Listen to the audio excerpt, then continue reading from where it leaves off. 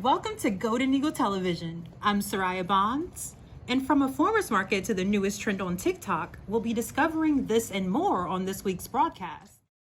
If you take a look, the fire started right here in this corner and trickled all throughout the building.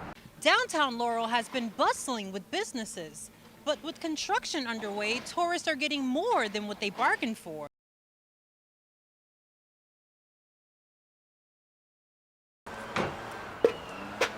As New Orleans continues to face its growing trash problem, citizens within the community are fed up as more trash piles up each day.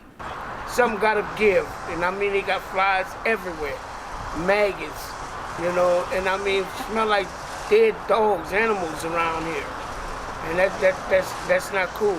It has now been 4 weeks since Hurricane Ida made landfall, and debris still has yet to be picked up.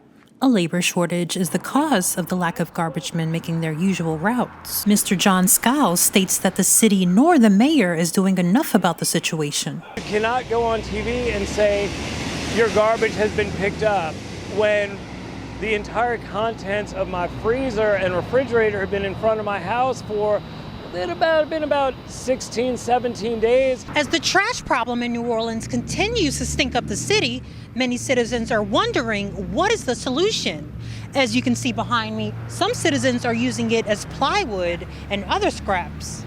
Some citizens have decided to take matters into their own hands and begin picking up their neighbors' trash to bring it to the drop-off near Elysian Fields. Acts of kindness like this really help the elderly in neighborhoods who may not be able to dispose of their own garbage. A man named Mike Sanders, the founder of a plant nursery in the 9th Ward, volunteers to pick up people's trash for free every week, making over 97 stops. In New Orleans, Sariah Bonds, WDUSM News. I pay for my own car, and with it being parked like at USM or on USM property, I assume that like I'm protected and that they would patrol the area. It was around 4:30 a.m. Tuesday morning when Marlo Hardy woke up to an alert from her phone. He went to the gas station and he attempted to use my card to get some gas, but my card declined, so the police were able to pull surveillance. Hardy remembers that she left her debit card inside her vehicle,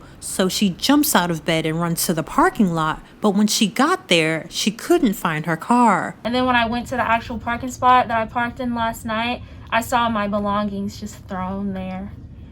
That's when she realized her car was gone. But this isn't the first time that something has happened like this in this area. Luckily, I didn't have anything in there except for a couple of chargers, so they took those. My car got broken into at the beginning of the year.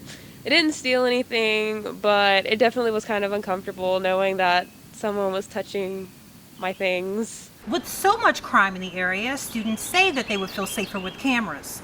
But until that happens, police say that the best line of defense is to quickly get in your car and always lock the doors. So why are there no cameras at this complex, being that it is on the university's campus?